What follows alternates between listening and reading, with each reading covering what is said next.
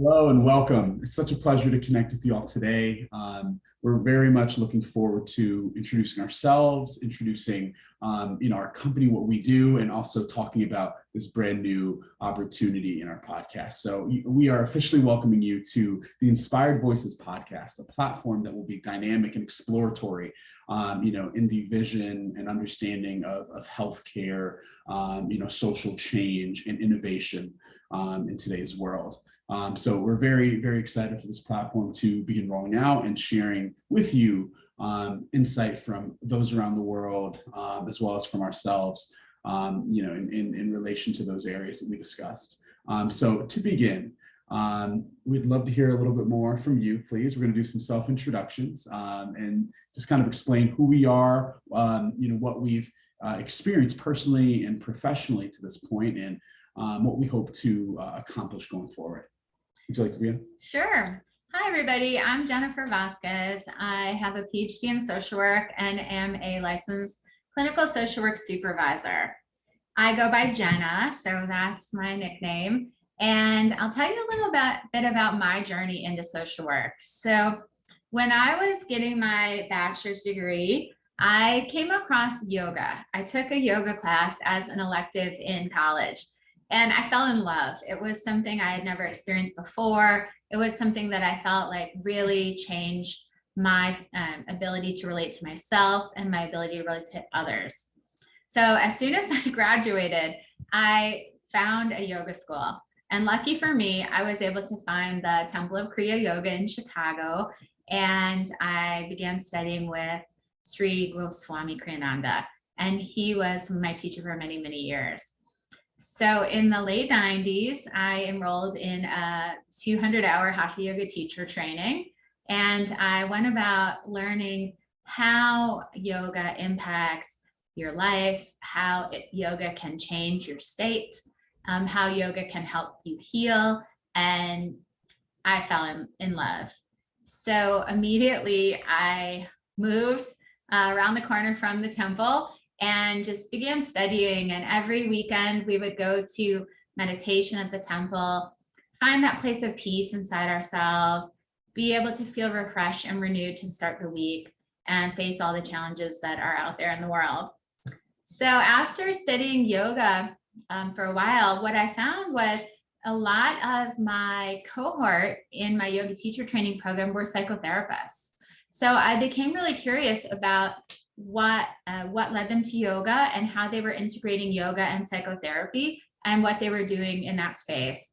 And after kind of meeting them and talking with them for a while, I realized like this is something that I really want to do for my own practice.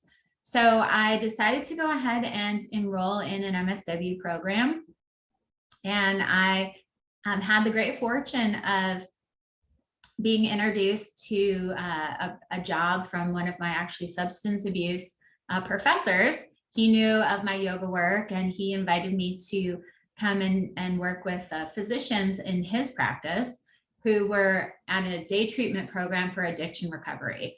And this was really exciting because you had mostly medical professionals from across the country coming to Chicago and working on their own addiction treatment.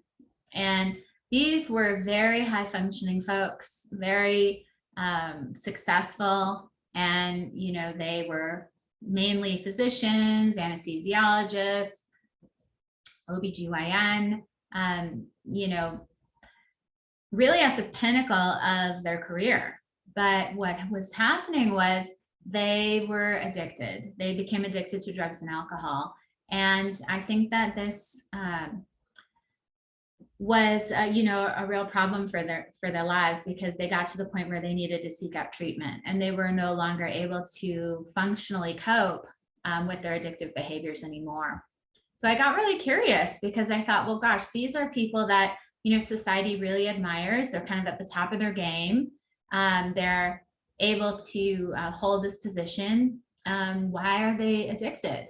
And I really learned that society rewards this overwork, 70 hours a week, just go, go, go, go.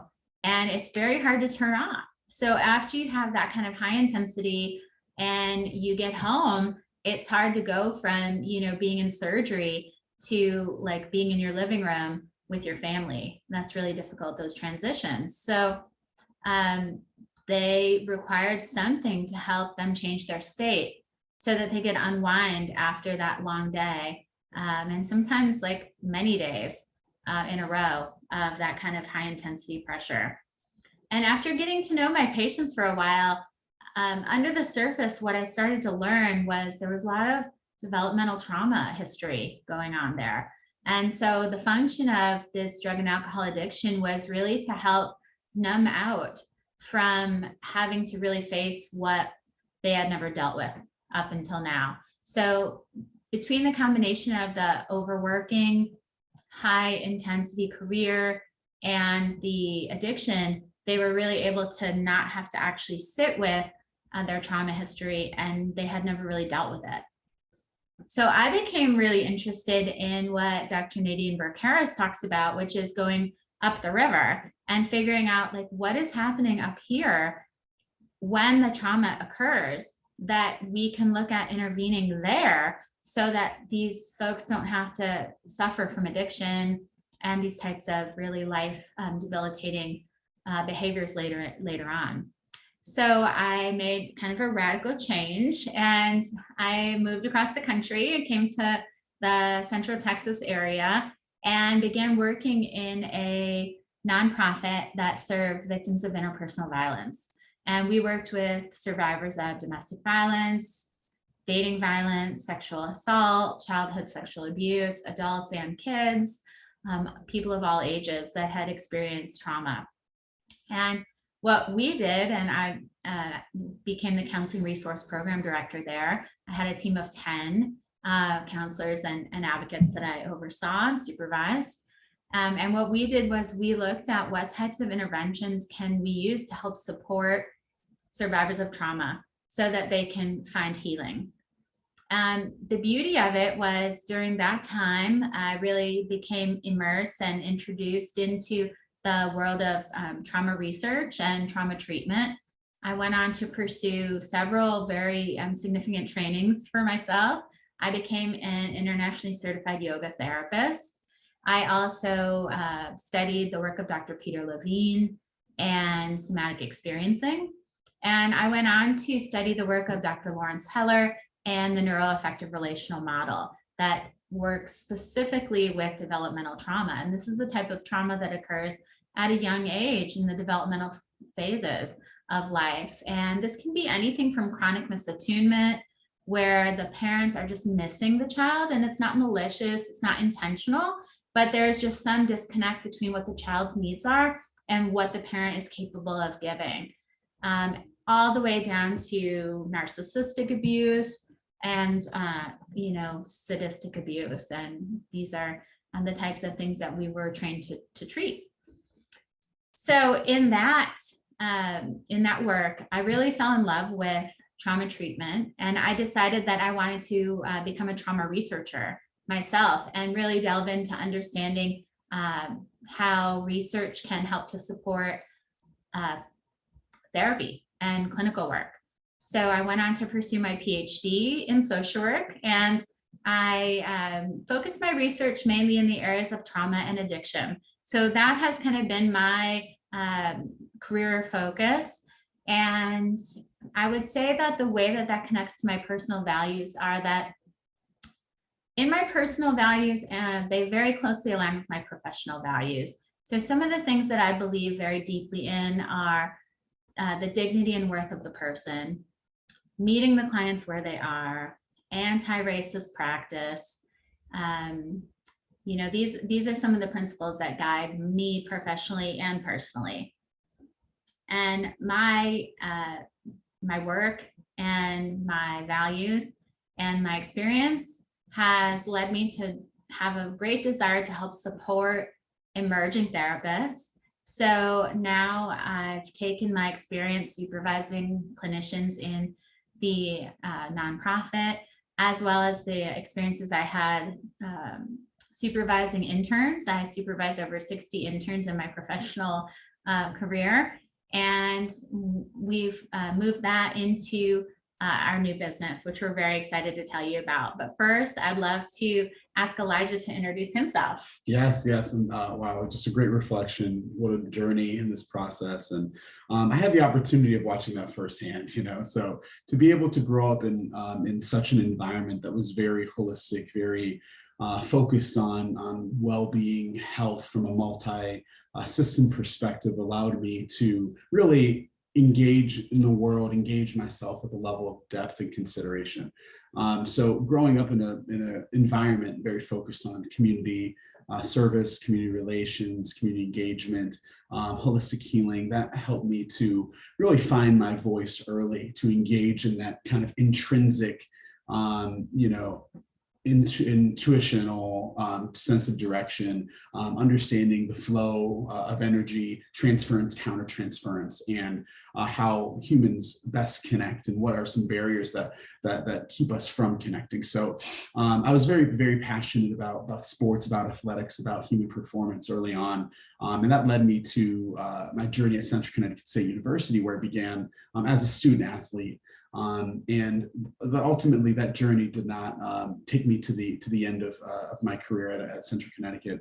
I left sports, in a very difficult and challenging moment, physically, emotionally, and I learned a lot about resilience, about self compassion, about health and healing. That I didn't, learn from an earlier standpoint, and that really inspired me to transition that focus invested in athletics to one that was more professionally oriented, one more that was connected to community, connected to engagement, changing narratives, and supporting others. And so I pursued social work just as you did, to really find how I could make a difference and engage those in need. And as a Black man, living in predominantly inner city communities, I firsthand saw some of the trials and tribulations associated with the trauma that my peers experienced. And so finding a voice and a role in social work was so uplifting for me. Really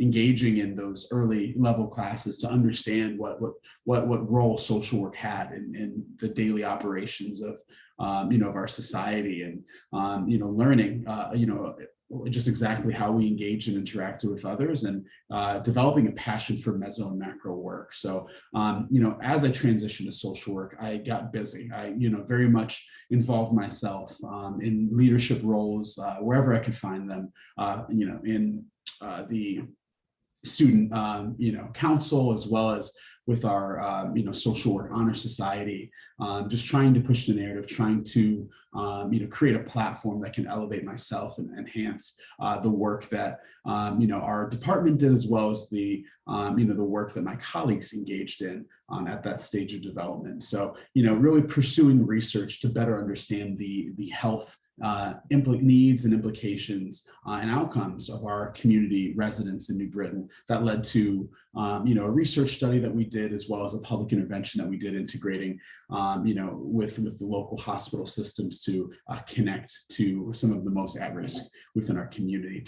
Separate from that, really engaging the student population at that time and identifying what our goals were, what our needs are, and creating a career fair that was focused on social services to really elevate, and enhance the student in their ability to connect with employers, potential, colleges, and learn about their opportunities. And from there, I understood that with collaboration and intention becomes results. And so I found myself very passionate and interested to continue my work in public health, to continue my work in macro level social work.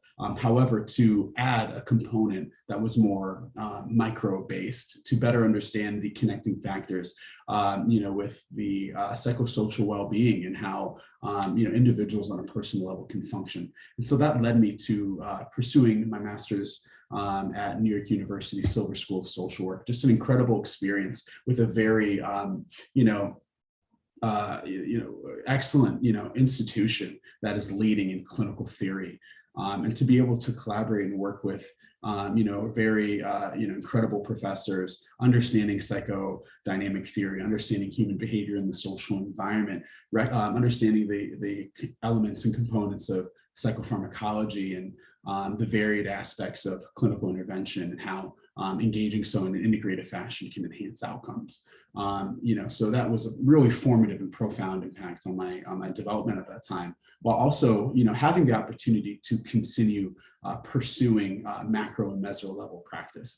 So, as the, Silver 291 Foundation Scholar, I had a unique opportunity to really be involved in the operations of the university. And one was pursuing, the grand challenges of social work and elevating the call to action that our profession has, and really pursuing and enhancing the well-being and of service providers, as well as pushing the mission forward in our helping profession.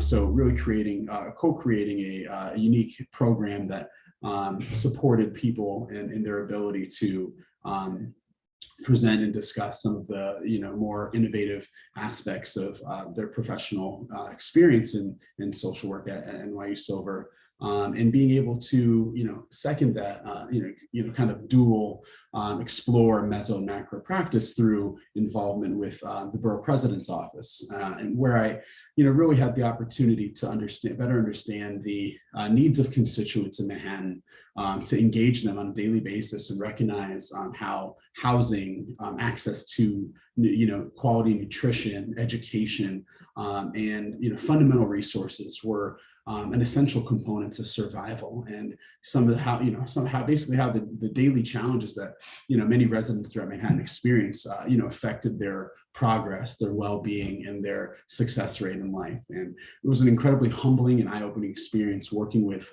city council members to use policy as a platform to make a difference, and really harness the power of resources within that city government space, to impact the communities most in need. That led me to pursuing a postmaster's fellowship at the time of graduation in the New York State Senate, where I worked with the Senate Health Committee Chair Gustavo Rivera in better understanding and investigating, really the social determinants of health that were impacting his constituency within the Bronx.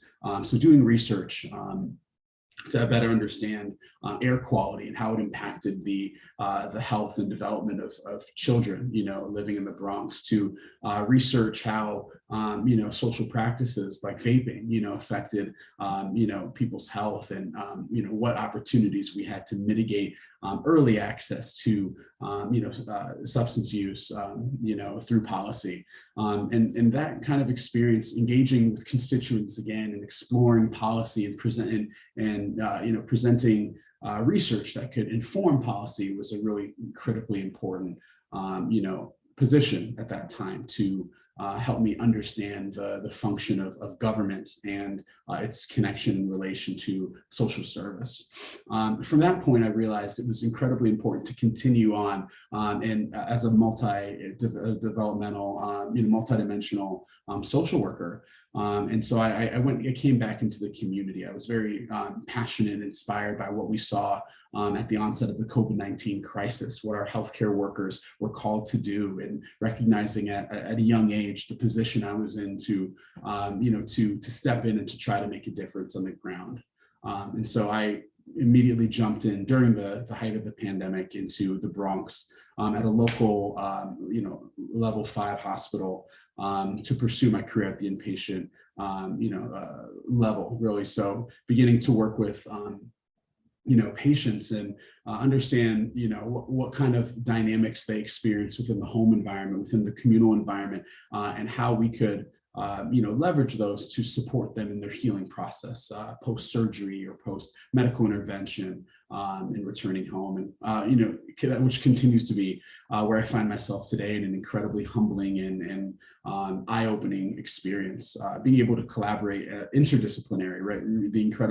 The primary emphasis of my introduction and interests within this public space, and so finding a role and an impact as a social worker in that medical space, while also, really digging deep and engaging one-on-one with clients at the outpatient level through group practice clinical psychotherapy, where I've engaged for the last 2 years facilitating over 500 sessions and over 2,300 hours of clinical supervision experience and one-on-one training in these client contact hours. So, a very dually focused, experience between the medical as well as the clinical, which, similarly finds me at my current goal system. I'm very inspired by self-determination,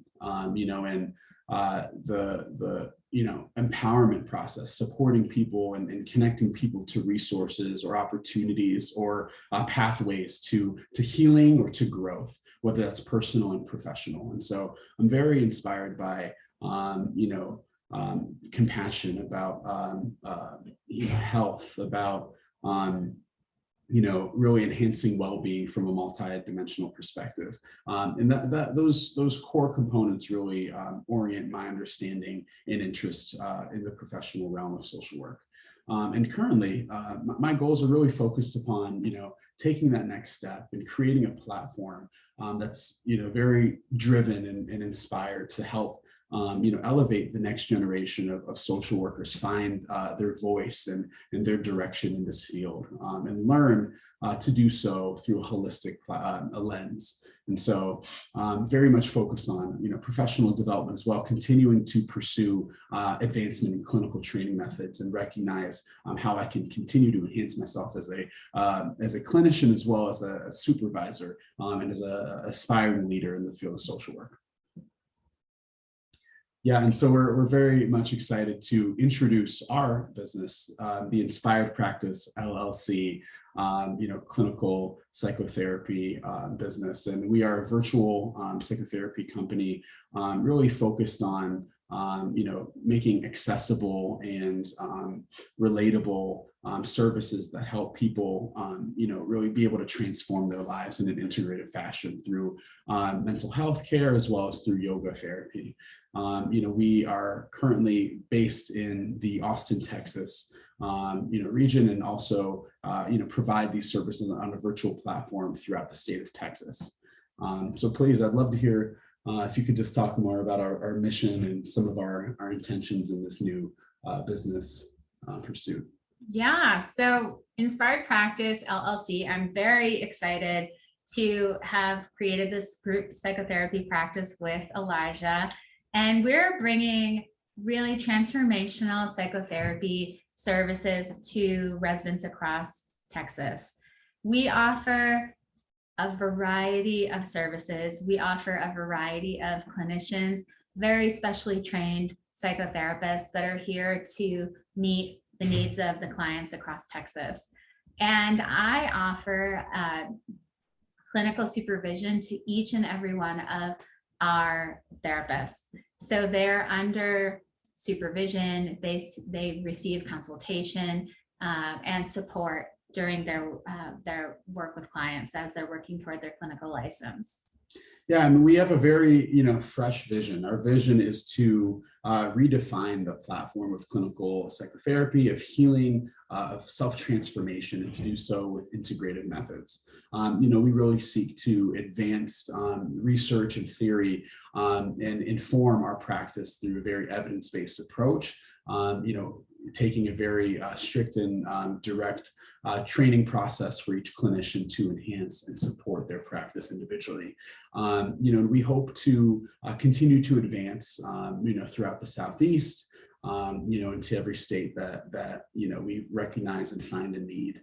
Our goals are to, really, be able to, enhance and extend this supportive, tool and the supportive service to every home, kind of transitioning and avoiding typical barriers in financial consideration, as well as logistical consideration, and to be able to really just extend our message and our platform to everybody in need. So you can find us at inspiredpractice.com. as well as Inspired Practice LLC on all social media platforms. We will be continuing to post content, every single week between blog and vlogs, exploring the latest research, discussing, some of the really the notable observations from the social and policy context, and, really revealing and elevating the platform of our clinicians, and introducing you to, the clinicians that you may be able to work with as well. Great. And we are currently recruiting and we're hiring new clinicians. So if you are listening and you are an LMSW or an LCSW, or even an LCSW supervisor who is interested in working in a group practice that is a family company, where we are here to support you every step of the way through your training, your development, and through your clinical work, we are here to support you, and we would love to hear from you. And if you're listening and you think you might have something that you'd like to enhance in your life, I mean, everyone does. I certainly have. I know Elijah certainly has. And, if you have something that you want for yourself, but you find that there are things getting in the way of that. So you might have a goal for yourself or a dream that you've always hoped to achieve, but you just come up against some barriers that are getting in your way of you having the life that you'd want for yourself. Reach out and talk to us. We have bilingual clinicians, we have male clinicians, female clinicians, we have clinicians that serve patients of all ages. So we are really here to help support you. And whether that be from talk therapy, whether that be through somatic psychotherapy, which gets into the body work, or whether that be through yoga therapy and looking at breathing practice to help support your life energy moving through your body more efficiently, to a meditation practice, whether that be finding something that will help you create the state that you'd like to have for yourself. And whether that be bringing in some yoga postures so you can have a way to wake up every morning and get your day started on a positive note.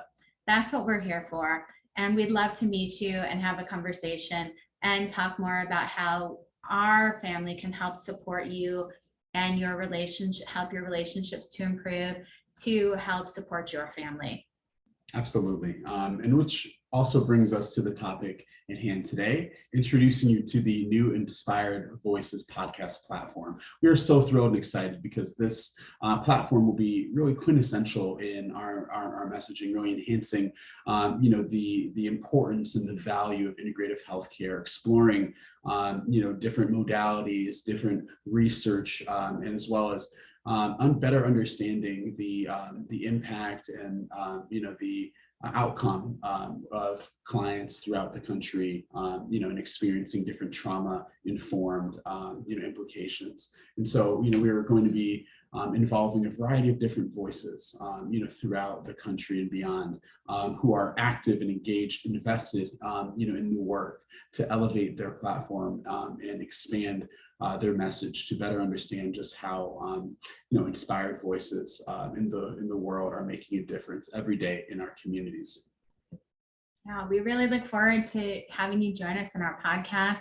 We're going to be here to talk all about what means something important to us, and to hear from these voices from around the country and the world that are there to provide support and helping to help people heal. Yes, so you will be able to find a brand new video episode each week, and a lot of different content that is diverse, on our different platforms and social media. And you can learn more about this podcast on our website, inspiredpractice.com, and as well as I mentioned, on the social media accounts that are relevant. So we're so excited. We hope that you come along this journey with us and elevate and enhance your life in an integrated fashion. And please reach out if you have any specific interests or hopes for this podcast, some things that you would like for us to cover, or individuals that you'd like for us to connect with. We'd be very happy to do so. Yeah, thank you. Thanks for listening. We're glad you're here, and we look forward to talking with you next week. Bye-bye.